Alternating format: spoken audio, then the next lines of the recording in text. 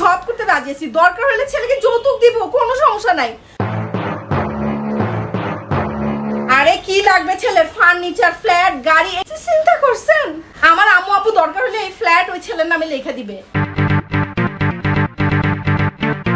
মনে করেন আপা, আজকে 25 বছর ধরে এই ঘটকালির ব্যবসা, ঘটকালির প্রফেশনে আছি, বুঝছেন? কিন্তু কেউ বলতে পারবে না যে আমি ঘটকালি করছি আর সেই বিয়ে টিকে নাই।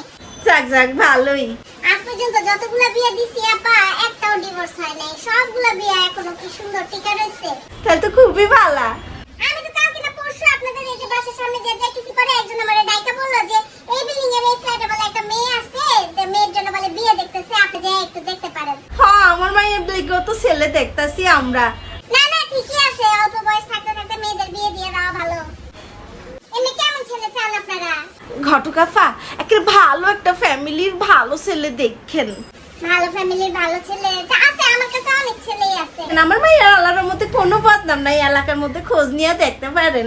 আপা আমি তো 25 বছর ধরে অনেক বিয়ে দিলাম, আমি যা বুঝলাম যে ছেলেরা আসলে বিয়ের আগে যা ইচ্ছা তাই করুক, কিন্তু বিয়ে করার সময় একটু লাজুক মেয়ে চায়, বুঝছেন? লাজুক মেয়ে হলে ভালো, এবং সাথে আরেকটু বেলাজা হলে আরো ভালো। ওমা, মানে মানে মিক্সড মেয়ে চায়, বুঝছেন না? মিক্সড? আচ্ছা আচ্ছা। শোনেন আপা, আমি বলি, একটা ছেলে বিয়ে করার সময় একটা মেয়ের কাছ থেকে কি চায়? ছেলেটা চায় যে তার ওয়াইফটা যেন একটু স্মার্ট হয় এবং পাশাপাশি একটু গাইয়া হয়। ওমা, মানে আপা মিক্সড চায়, বুঝছেন না? না, বিয়ে করার সময় শুধু এতটুকুই চায় যে মেয়েটা একটু লক্ষ্মী, শান্ত, চুপচাপের মধ্যে একটু চঞ্চল, দুষ্ট, অশান্ত হবে। এটা আবার কোনটা?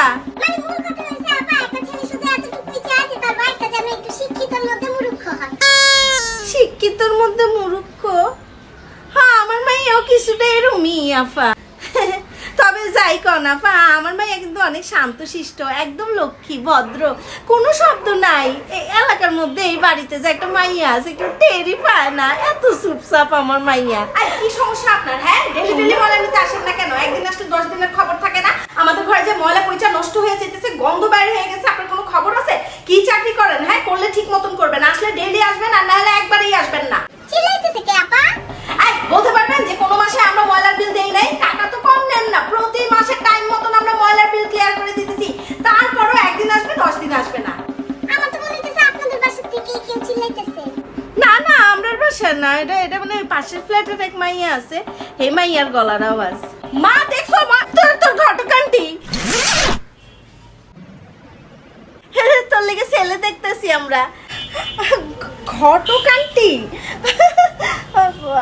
আসসালামু আলাইকুম আন্টি। ওয়ালাইকুম আসসালাম। আপনার মেয়ে? কেমন আছেন আন্টি আপনি?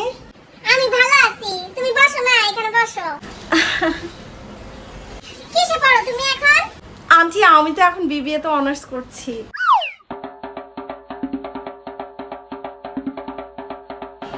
আন্টি কি দেখতেছেন?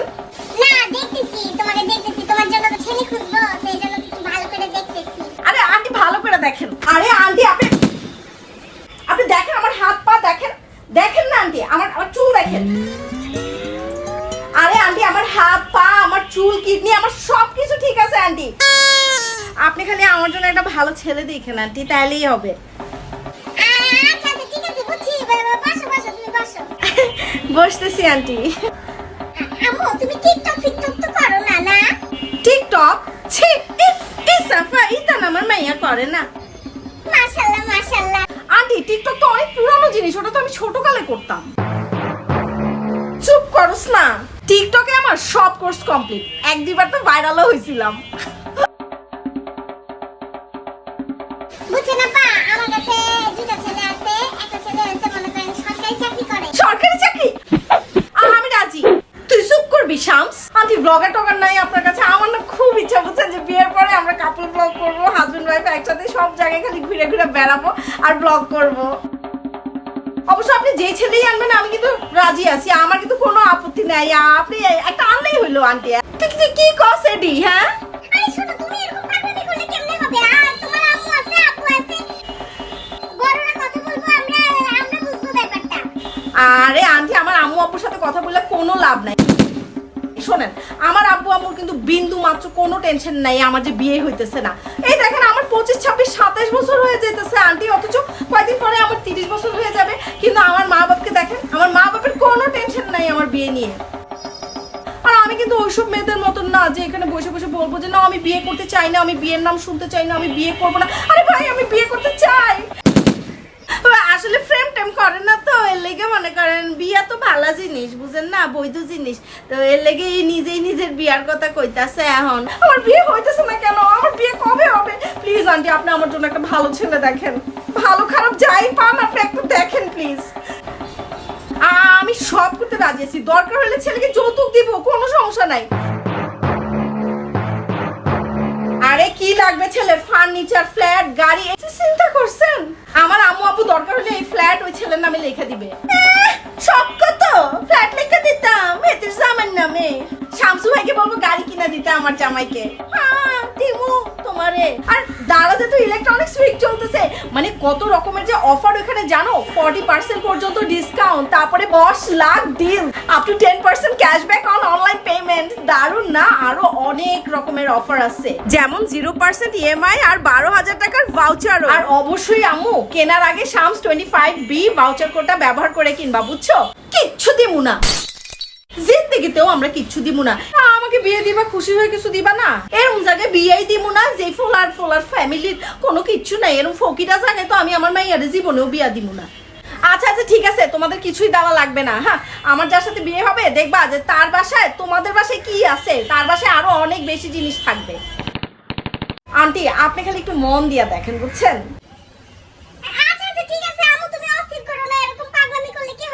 আন্টি আমার আব্বু আম্মু যে স্লো মোশনে আমার জন্য ছেলে দেখতেছে, আমার তো ভয় লাগে যে কোন দিন দেখবো আমাদের পাশের ফ্ল্যাটে যে ছোট বাচ্চা টুনি আছে, ওর বিয়ে আমার বিয়ের আগে হয়ে গেছে। তোমার বিয়ে হবে হবে, তুমি টেনশন করো না। হ্যাঁ আপা আজকে আমি তাহলে উঠি। উঠি মানে? আজকে যাই, আবার একদিন আসবো না। আরে আন্টি আপনি এত তাড়াতাড়ি চলে যেতেছেন কেন? আপনি তো কোনো ছেলেই দেখাইলেন না। না আমি তো আপনাকে এভাবে যাইতে দিব না। ও মা কি বলে আপনার মেয়ে?